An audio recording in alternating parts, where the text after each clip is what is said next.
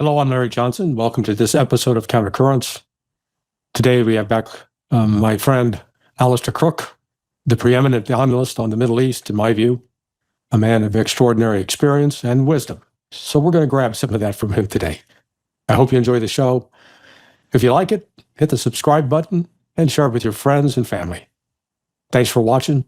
Now here's Alastair. Well, we live in a boring world, my friend. Nothing to talk about, nothing going on. We'll have to talk about football scores or something.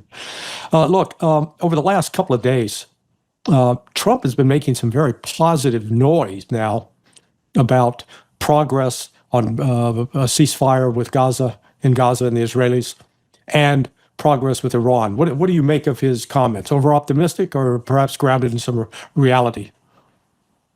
At this stage, it's very hard to tell if there's anything to them at all. And one of the reasons I say that is that, on both Iran and in Ukraine, most of the news is coming out from Reuters.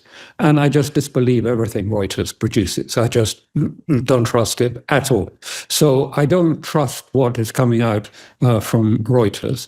And I think that when I was there in Iran about 10 days ago, and I was talking to various groups, I mean, it was quite clear that people had very little sense that there was going to be a deal at all. When I talked to people from the principalists, principalists being further to the right, if you like, but the majority in the parliament, they had a very different view from the one which you hear very much in the media. And they said, first of all, I mean, a deal would be bad for Iran. Why would a deal be bad for Iran? Well, it's another attempt to put us in a cage, like Gaza. Mm-hmm. We're just going to be fenced off and we're going to be shut in electronically and through financial fences rather than a real fence. But that's not good for our people, and it's not good for Iran. I mean, what's our release date going to be? 10 years, 20 years hence from prison? I mean, we need a horizon. We need a real horizon for people, not just an imaginary horizon of just a few, maybe a sanctions relief here or there. And they don't believe in that anyway either, and I wouldn't either. How many times in the negotiations I've been party to, the West, and certainly Americans, said, sanctions relief, and nothing ever comes. Mm-hmm. People talk about they like the Libya model. Well, if you recall, Libya, we promised Libya all sorts of sanctions relief, and what did he get? A knife up the backside and no sanctions relief, even though he gave everything. He gave everything from his nuclear. They hadn't actually unboxed it, so it was quite easy. Now we see all sorts of stories that Trump is saying, we're close to a deal. We're going to go in there and we're going to have American inspectors. They can go wherever they want, inspect whatever they want, blow up whatever they want, according to the Israeli press, quoting him, saying they can do this and we're close to this. I'm skeptical. I'm very skeptical. The question that hasn't been approached, my understanding, I mean, unless something has happened in the last few days that I'm not aware of, but my understanding is that actually the question of zero enrichment, which is the key issue, right, has not been broached. That they've talked about other technical ideas. A temporary suspension of enrichment. I would be very cautious to think that actually a majority in the Majlis would accept a temporary halt of enrichment. And what does all of this mean? And the other elements that Witkoff said would be discussed later, like inspections of missiles, which Trump has been insisting on, that their missile capabilities would be inspected by Americans, the CIA. I think there's no chance of that. So I think, I'm not saying there won't be. And I think, interestingly enough, what was the attitude to a deal was, well, there may be a deal or there won't be a deal. But actually, there's no connection, in their view, and most Iranians' view, and I rather tend to agree with them, between the negotiations taking place in Oman or Rome and whether there will be a military action taken against Iran. What do they mean by that? What they mean by it is that they think that the decision to attack Iran, if that such is made, and I don't know what the situation is, but depends on other factors. It depends on, if you like, the degree of pressure that is being exerted on Congress and the Senate by the Israeli firsters and by the deep state, because there is a common interest between the two in this respect. Many of the people who are not necessarily Zionists in the Pentagon are nonetheless opposed to Trump because they see him possibly going ahead. Let me just explain to your viewers. The deep state in America has a certain architecture which is completely out of sight, which even in presidential elections, neither candidate is allowed to discuss. This is the deepest architecture of the deep state, and it's highly prized. And one of the principal ones is a bipartisan, unreserved support for Israel. And so this was the whole debate going on in the Pentagon between some who wanted to avoid an attack on Iran and others advocating it. And that, for the deep state, was close to the red line of breaking the bipartisan position on Israel. And so some of them, not because they're Zionists necessarily, but were aligned with the Zionists on a common element against Iran. Let me just interject that I have learned in the last couple of days that orders have been issued to the U.S. military, basically giving authorization to execute. It was this is in a way. My understanding is U.S. military is now on a hair trigger, and sure. I think if Iran does not submit, which I agree with you, they're not going to submit, then the likelihood of military action is extraordinarily high, and it would be catastrophic for the West, I believe. You may surprise you that generally in my discussions, I don't mean with the sort of the foreign policy people who are in a sort of rather separate category, but the mainstream thinking, and particularly amongst the principalists who are closer to the Supreme Leader and the IRGC.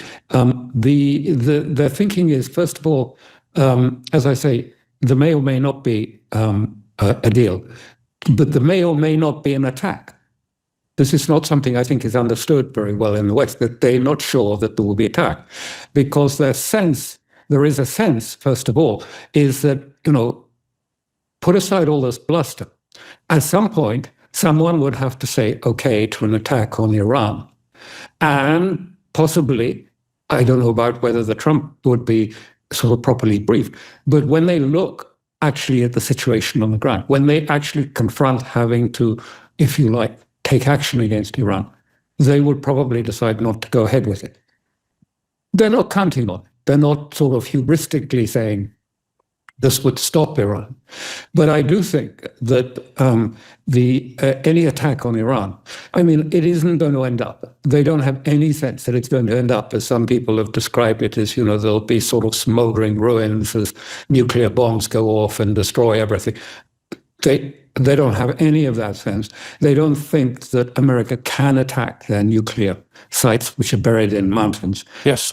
They don't think it's possible, even with a nuclear device. If one exists, because it would have to have conventional weapons, which are capable of penetration. And then a nuclear weapon is just a wide pressure explosion. Do the two work together? I don't know. Maybe it's possible. I'm not a technician and don't know, but they are pretty skeptical that they can be attacked. So I think we're talking about, they see about three scenarios. One would be an attempt to attack, which they think would be met easily by Iran and would produce an immediate counter-reaction, which would be very strong. Another one might be that America might like to try and do a Yemen sort of approach, agree that they would bomb an empty IRGC headquarters somewhere as a token effort and then say to Iran, okay, you can bomb this radar system of Israel in the Negev desert in retaliation. And we will say Iran has capitulated. Great success for Trump. It's been a wonderful thing. I can't see that the Iranians agreeing to play that game either. So, will it actually happen? Will there be a military attack? It's quite possible, but also it's possible, as some of the Iranians said to me, that there might be nothing, that it's separate from, because it's all about the question of, as things move, does America need a demonstration of military force as its other projects, particularly the project of sustaining the dollar hegemony, collapses, it gets weaker and weaker? Does it need, it's always been divided, the deep state, on these two issues. Really, do we need a sort of military display of muscle to convince people that they have to do as commanded, that America can command the outcomes of both financial and political, or do they decide, the risks of this are too great? Not only for that, but I mean, the bottom line from what I see is, almost the unanimity in Senate saying that there can be no enrichment that in Iran. Has been a letter signed and sent to Trump from them almost unanimously from the Senate, and 177 House Republican members have signed a tougher one, I think, which says zero enrichment. I think it will be quite hard for Trump, to go against that sort of consensus, if it's true, in the House and in the Senate. It's not reflected in public sentiment, where the majority of Americans do not want another war, do not want a war with Iran. I think nearly 70% do not want a war. Right. And only a small minority support military action, about 24%. But that doesn't count compared to the consensus in the Senate and in Congress, because I think what we're doing at the moment is just treading water, because the main thing that is important, in my view, is to get the big, beautiful bill endorsed by the Senate. And until that happens, Trump remains very vulnerable to pressure from Netanyahu and from the Israeli firsters, and indeed from the deep state. So I think until that bill goes through, we're just seeing, a certain amount of backwards and forwards in the talks on Iran, but it won't be able to go through until that is clear, because this is the political bloc, if you like. And that's what the Iranians mean when they said it doesn't matter at all what goes on really in Oman or in Rome, because the big decisions are things like, will the big, beautiful bill go through? Will it be blocked? Will the sense of not making progress on, if you like, supporting the financial hegemony with China, with Russia, with everyone, will that mean a push towards the right, who say, well, if we're not making much success on the financial issue, we need to show a big demonstration of American muscle so that we can command outcomes again? Yeah, in fact, I think you're exactly correct in highlighting how the domestic politics surrounding the budget are playing or spilling over into the international front, both with respect to Russia and Ukraine and with Iran. I don't know if you've had a chance, it just popped up yesterday, to watch Tucker Carlson's interview with Senator Ron Johnson. No relation to me, but Senator Johnson is an opponent of this big, beautiful bill. And he goes into depth and detailed discussion about it's like $6 trillion that they're talking about spending. And he said, getting apart from this, it's just unsustainable. So Trump has got legitimate pressures that he's trying to, bring these people around. And then at the same time, as you correctly note, you've got this 80 plus senators claiming that they don't want to have any, that they're going to be sanctions on Russia, bone crushing in Lindsey Graham's terms, and no entertainment of any kind of deal with Iran. So against that, I think, Trump's hands are actually somewhat tied, because if you're Iran, whatever deal you make with Trump, how do you know that it's going to actually have any legitimacy or even be able to be implemented. I actually think I'd go further than you. And I would say that at this point, Trump is completely boxed in by the deep state and that he's losing the battle. I mean, I can't prove it, but I mean, some of the things that are quite striking when you talk about Ukraine and Russia, and I'm just back from Russia, I've got a few things to say about that too. Who's the spokesman now on Ukraine? Keith Kellogg. You don't hear Witkoff, you don't hear Rubio really. Well, Rubio did give evidence at the Senate meeting, but he withdrew back. Effectively, Rubio was there and he said, and of course, there's a key to this, and this is what I mentioned before, but it is important, is, clearly, as the New York Times, I think, printed about 2 months ago, we know that there are American military forces in Ukraine, that's not news, but that the CIA is directing the attacks into the depth of Russia. It is controlling it and directing. That's what the New York Times said. Now, obviously, that was leaked for a purpose and not to help Trump.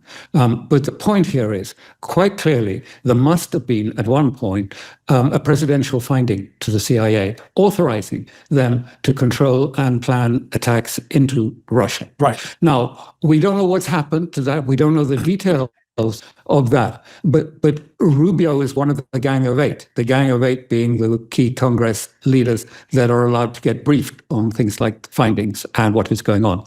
And then when he went to the Senate, to just the other day, I think it was last week, about a week it was 2 days ago, last week. And he said very clearly, well, yeah, the Senate's doing its thing. And, we've told the Russians many times, we said to them, these sanctions are coming, they're probably coming. And basically he said, what the Senate's going to do, it's going to do. There wasn't pushing back saying, I'm not sure this is going to affect the negotiations, we pause.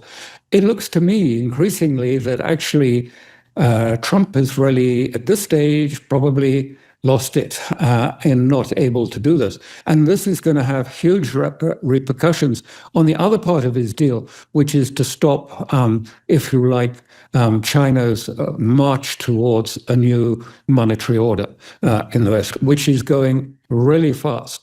It's low key.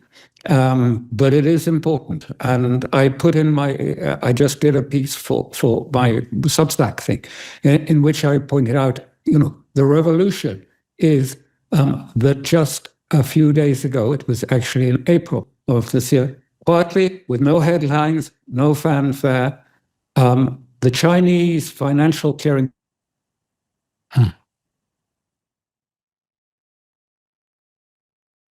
acted more in Yuan on the SIPs, $1.7 trillion than was transacted on the SWIFT exchange system. So this is revolution. Right. I mean, this is if you like, the monetary highway opened by China. Let me just interject there that I've raised, I saw that report and I participate in it with a discussion once a week with a bunch of people a lot of them are Wall Street and financial people. And, one of them's an expert on China and they all dismiss it. Oh, that's ridiculous. Oh, that's, And so the Americans are in denial. They say, that's impossible. No, that's not happening. Yeah, that's exactly it. But it's in denial because, I mean, for so long now, I've been charting, the M-band pilot projects that's going on, that there are 187 states that have now agreed or are managing the digital yuan, renminbi, at this point. I mean, they've actually prepared and started using it, and that they are now clearing the equivalent amount in more than is being cleared on that level, and that on day-to-day non-bank clearance, China has overtaken the dollar. Oh, this is impossible. I don't believe that. It's all propaganda. And I've heard that every time. But China quietly is proceeding with it. And it has a huge advantage. I tell you why they're so bad-tempered about it, in my view, is just my personal opinion, is because America is at a disadvantage. The tech part of this equation, the fintech, the new types of digital clearing that is necessary, are Silicon Valley and with the tech brothers. And Wall Street has the old, rather laborious, circuitous role of clearing funding, which is expensive, slow, and laborious. And the two are at loggerheads because Wall Street doesn't want to give up its old clanking machinery of clearing. And in China, of course, because the two things are fused together, tech and the financial system and the banking system work in conjunction. So they have a huge advantage for taking forward, these new technical innovations in finance. Whereas the West, they're still stuck in something of a face-off between it, because Silicon Valley is good at this, yes, but Wall Street doesn't want it. Yeah. So I'm sure they're saying, I'm sure there's nothing technical that the Chinese are doing that we can't do. Well, the United States sort of sabotaged itself as well with Russia when it, banned Russia from SWIFT. Now, SWIFT, so CIPS, CIPS stands for Cross-Border Interbank Payment System. And correct. That's the one that was using. SWIFT had been sort of the foundation for Western money transfers between banks globally. And all it is really is it's an email system of one bank notifying another bank, hey, we're sending you X amount of dollars, or you're sending us X amount, So it was a communication system. And what a lot of people didn't understand was that when you cut Russia out of that, you're like poking out the eyes of the intelligence community, because they used to monitor what kind of money Russia was moving from point A to point B. Now, all of a sudden, you don't know. I mean, there was an intelligence aspect to it that was not appreciated. And also, I don't think people are aware of this mBank experiment that's been going on for more than a year, run by the Bank for International Settlements, including countries in the Gulf and China and Hong Kong, whereby there's direct digital clearing between central banks. They are using a digital system to clear funding between banks using blockchain technology instead of registries, and that's been going on for more than a year. The pilot's finished and it's being implemented. And as I say, many countries are preparing for this digital one to come into effect. And it's cheaper, it's instantaneous, it's secure, because it is embedded with money laundering technology as well. And people don't, in the West, no, we don't pay any attention to these things. And this is why I'm saying that, the credibility problem of Trump and his team in respect to Russia and in respect to Iran is having the effect of undermining the credibility in the dollar, because the rest of the world know these things are happening and the change is taking place, and they don't know quite where to go. But more and more, as they see, America entering into something like a revolutionary situation, they are increasingly hedging. And so even Saudi Arabia will say, okay, look, I've got my money all in New York accounts, but what happens if, there's a political shift in the wind in Washington? I'm going to put half of it into Chinese and to renminbi and trade through the direct interbank system. So, the two are interconnected. And so it's getting, I think we are at 3 pivot points really at the moment. If there's time, just very quickly to cover them. The first is in Russia. I have been going to St. Petersburg at various times. I was there about just over a year and a half, and I just come back. St. Petersburg is the sort of liberal capital of Russia, always been Europeanized. It was founded as a European city. Yeah. Originally, the Russians there spoke French and dressed in a French style, much to the chagrin of the rest of the country. But I found a big difference, really big difference this time. I went back, I found before people were bemused at the sanctions being imposed on them, at the language coming out from Europe about Russia, not just about Putin, but about Russians and Russian culture and Russianness. Now I find it's different. They are angry, deeply angry. And some of them would say to me, we've lost. I mean, many of us, not many, but these were the sort of more elite in this. We had properties in Europe. We had properties in Finland.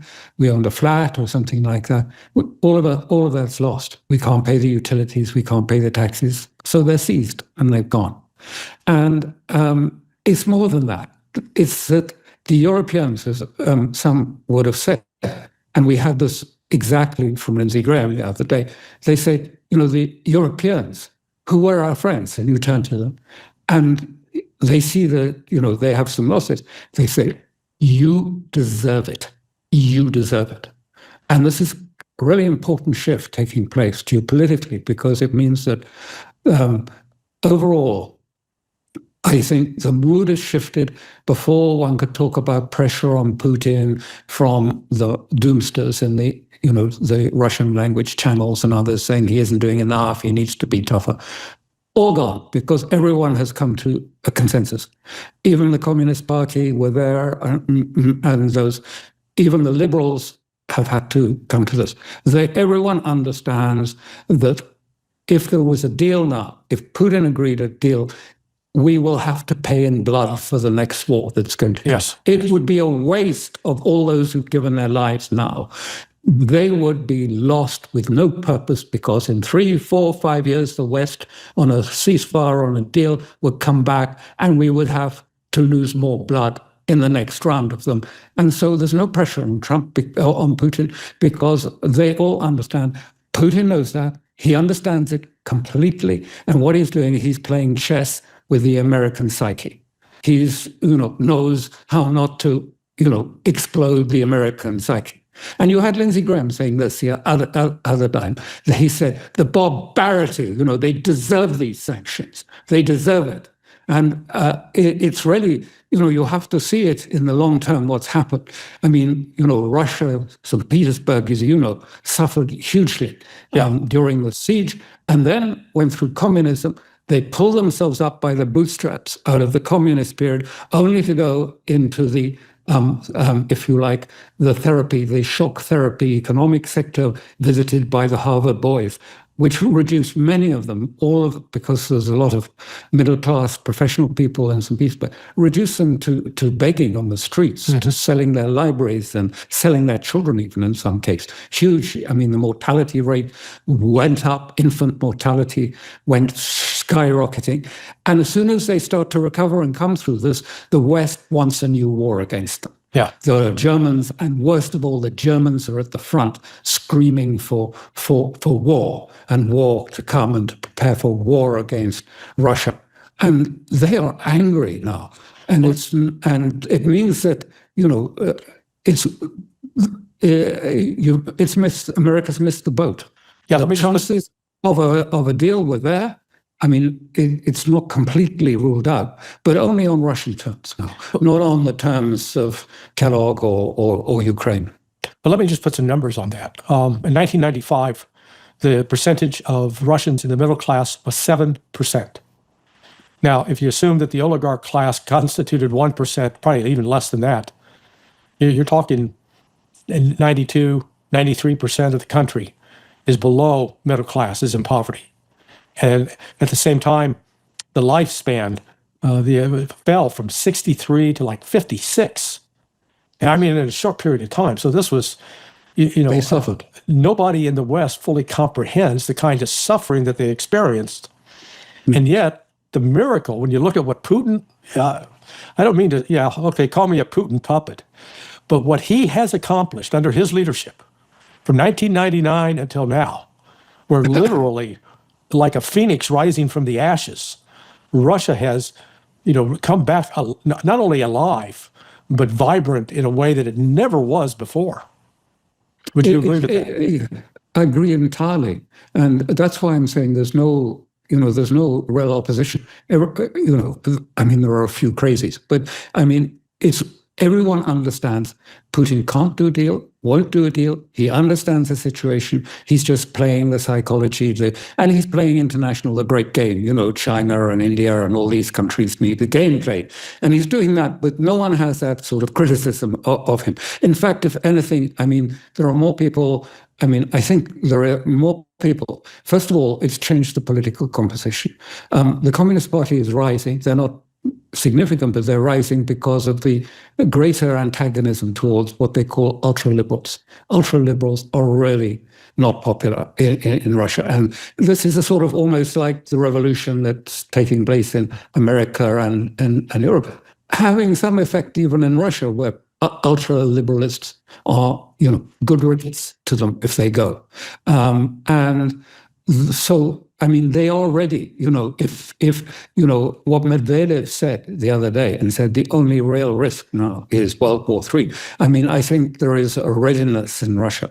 If the West and America and Europe it escalates seriously as, by firing long-range missiles at Moscow, there will be a retaliation that will be, I think, quite different from what we've seen in the past, because the mood has changed. And that's what I'm trying to say. So that, this is a pivot point psychologically, as much as just in sort of on the territory. The Russians are going to, they're not in a mood to be tampered with. They are going to go for this, and this is a general feeling across it. And it's, they just are really angry. And, you go and see the damage that was done by Europe in St. Petersburg at that time, wanton destruction and things. And now Germany saying we want long-range missiles to strike deep inside Russia, 500 kilometers. Everyone understands that means Moscow.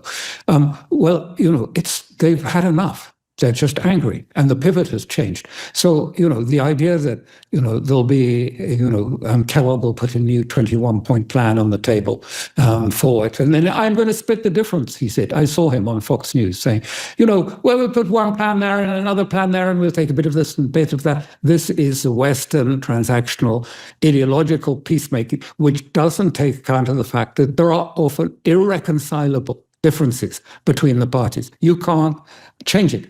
That is, the Ukrainian core in Kiev are not going to accept that, nor is Russia going to accept it. So there will be a trial of strength, and at the end of the trial of strength, there might be the room for politics again.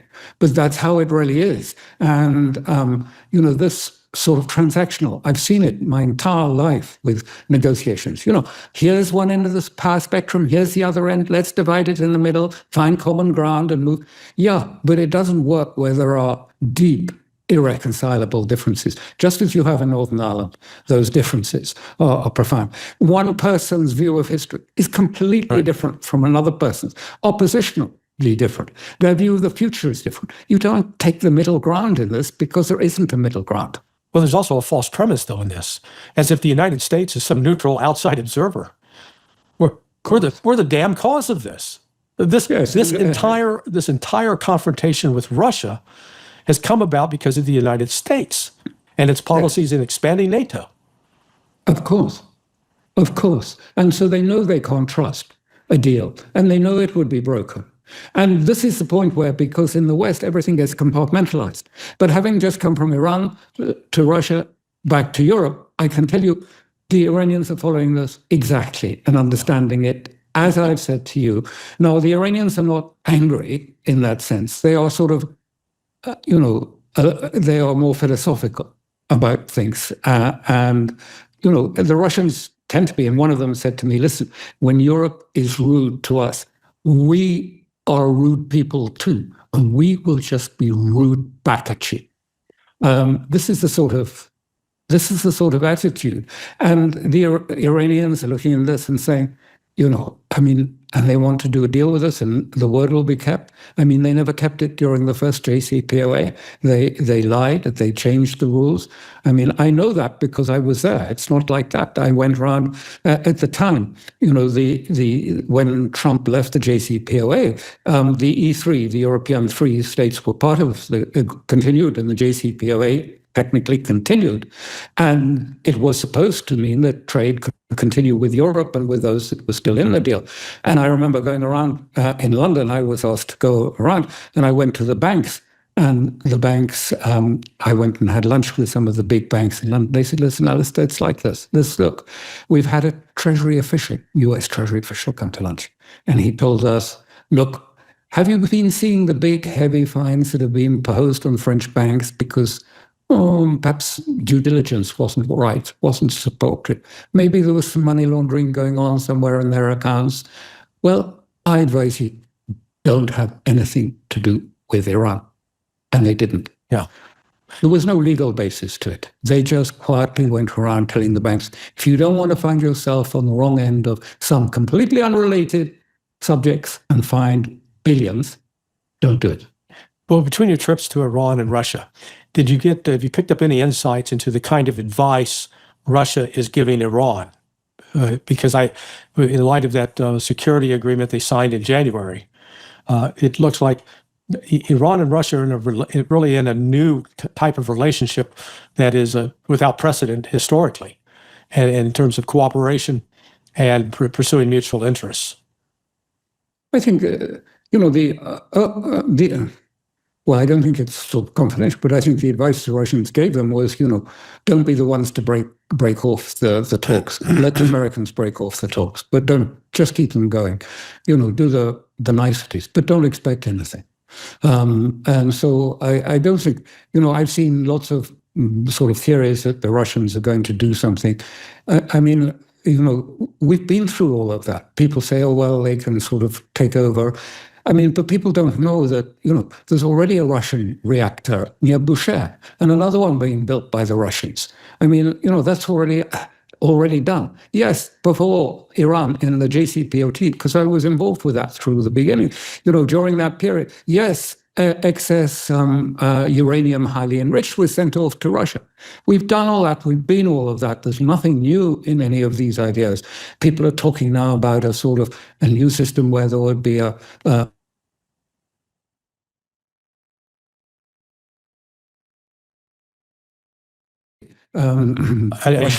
sorry, you froze up there. You said a new system where? A consortium whereby a number of Gulf states would enrich in agreement, 3 states not above 3.67% enrichment, and that this would be a consortium that would provide sort of energy to Iran. Well,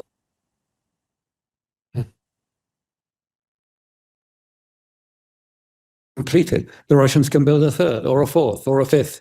It's not going to change the fact that Iran insists that it is the right of Iran to have its own enrichment, because they know full well that under certain circumstances, these countries that are enriching on Iranian soil can turn off the fuel supply. You're right.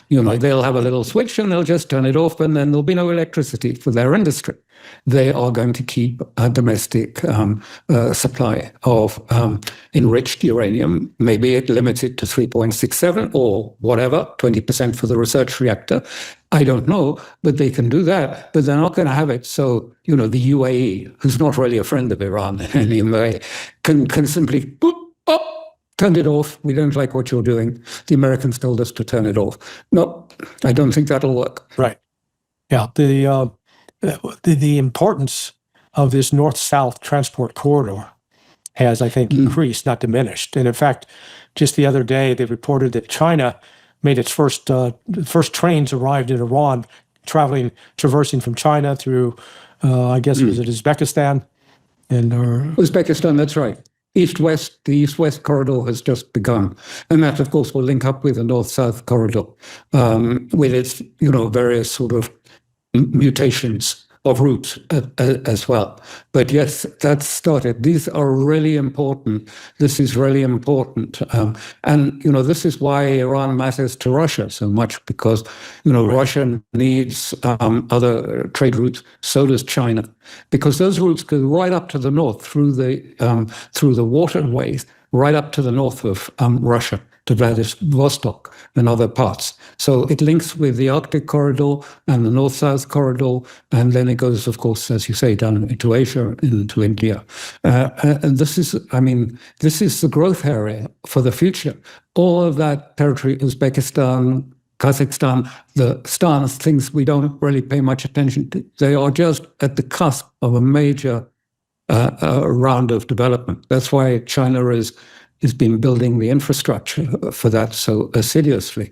This is where the future is, not Europe as a market. That is going to be the big market for the future. Well, in fact, we're recording this. It's Thursday morning, and so just last night, news broke that a judge in New York City, a trade judge, declared Trump's tariffs as illegal. So this entire, I'll call it the tariff charade, that has disrupted international economic markets. At least for now, it's off the table. Well, I don't know. I mean, I haven't had time to look at it, but I did see just before coming on this program that Goldman Sachs saying it's a nothing burger. It will be contested, and anyway, there are several other provisions by which they can just reinstate the tariffs. I can't remember them, 301, 303, something or other. But this is the Goldman Sachs advice to investors, and since then the futures have sort of rather collapsed. So I don't know if it is. These are really deep legal issues, but I think what I do think when I saw it, part of the piece that I wrote for the Substack this week was about, what is the nature. I was taking our Professor Emmanuel Todd's assertion that America is in a revolution but doesn't see it. Mm-hmm. It doesn't understand it yet. It doesn't assimilate that it is in a revolution. And he asks, is it a counter-revolution? Is it a proper revolution? And he says that basically always revolutions follow on a defeat. And what is the defeat that America is suffering? Well, it is primarily an economic defeat, i.e. of the dollar hegemony. That is the crucial defeat that is suffering, because Americans already realize that there are limits to their military reach, that they have severe limits to how far that they can't fight wars on 3 fronts at the same time. All of that's gone. And so they're much more dependent now on the dollar hegemony to provide the well-being of America. And so some of these tariffs are, partly, as I put it in this article, quoting an economic expert, this is really, what is it, Chapter 11, reorganizing your creditors when you go bankrupt. This is what Trump is doing. The creditors of the NATO states, the Gulf states, China and they hope, Russia. I mean, Iran too, because if America can get control, his great ambition, Trump, has always been for America to have energy dominance of the world. Right. Well, that would be another huge, source of revenue coming in through the American capital account to offset the huge deficit going out of the capital account. The only thing is the whole structure, because quite a lot of people are not confident in the dollar anymore. And we see a big exit from both from stocks and shares from the markets and from the bond market, where people are hedging. They're not necessarily going fully over to the Chinese superhighway, monetary superhighway. And the Chinese are doing this gently, gently, gently, not disturbing the American sort of waters too much, talking to Wall Street, saying the right things, but it's moving. Let me give you one comment on the tariffs. I have a friend in Puerto Rico. He had actually ordered some items from China. It's a significant, so he was looking at having to pay a $30,000 fee to receive the goods because of the tariffs. And literally, when the goods arrived yesterday and this judge's ruling came down, he didn't have to pay the tariff. And he was saying, "Oh, God loves me." But I think well, for his sake, I hope he's right. But what Goldman Sachs was saying, there's no, the legal judgment says there's, 10 days, and there's no actual provision in the finding, the legal finding of these 3 judges, that the money should be repaid during that period. This is right. But here's where I think Goldman Sachs has it completely wrong, because they're saying, "Oh, this is going to be litigated. This is going to be in the court." That's the last thing you want in economic exchanges, the uncertainty, the murkiness. You want a black and white. I'm going to sell you this, and you're going to pay me that. And, Of course. And so this kind of disruption I see is going to exacerbate the situation of America's economic weakness as the international hegemon. Precisely. I mean, they'll probably. I'm sure they will be able to But look at, who were the tariffs imposed upon? Let's leave China aside, because this is about financial war, the war of the financial system, but not so much about trade. But it's the war of the financial system. Who's going to control the money flow? Is it SWIFT or is it chips? Yeah, going to control it. But if you look at all the rest, it was all those that were, if you like, all of those states that had an imbalance with the United States on their trade account. And so all of these tariffs were connected with how much, if you like, America was in deficit with that particular country, in order to try and tell them they had to get it. This fits with what I wrote about, which is really, this is a reorganization. When you go into, Chapter 11 bankruptcy, you get your creditors lined up to start paying you back so that you can start to get back into some sort of balance. I would like to think, and I do admire the work of people like Russell Vogt and also Stephen Miran and Besant. They are intelligent people, and they thought about this and planned it for some time. And the idea of sort of a new Plaza Accord or Mar-a-Lago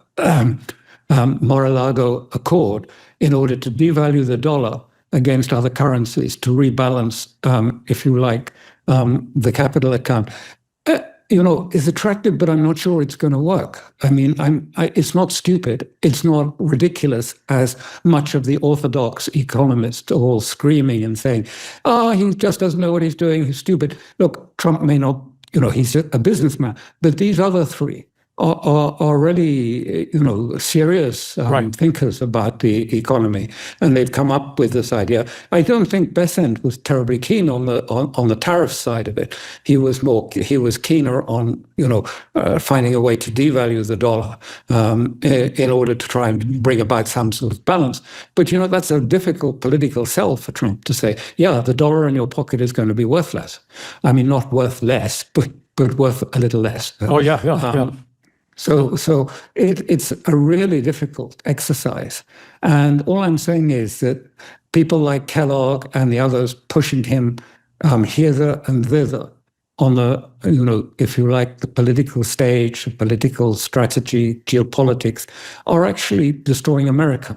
They're undermining America's prosperity, because, the rest of the world looks at what's going on and says, you see, they can't do a deal. They don't mean what they say. They don't do what they say. And therefore, we need to hedge and sort of, limit our holdings of American assets and bonds, and try and find other ways. This is why the gold is going through the roof, and people are looking to sort of Bitcoin and other things to try and mitigate this. So, I mean, what they're doing, Kellogg and his friends in there, both on the Iran issue and on the Ukraine issue. Well, Kellogg isn't so involved in the Iran issue, but on that, I mean,